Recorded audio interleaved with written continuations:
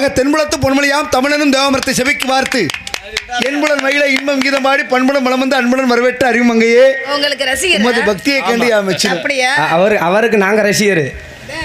என் திருவுருவ நல்ல ஆசையோட உண்மையை நான் வாழ்த்துகின்றேன். நான் நீங்க எல்லாம் அண்ணன் நினைச்சி இப்பத்தானே அண்ணங்கிறது வந்து வெளியில காலையிலம்மா இங்க மேடைக்கு வந்துட்டா வந்து கார்த்திகேயனுக்கு வந்து நாங்க ரசிகர்கள். அப்படிப்பட்ட பெரிய சுவாமி அவரு. அப்புறம் நான் பேசி எதை கேட்டாலும் பதில் சொல்வாரா?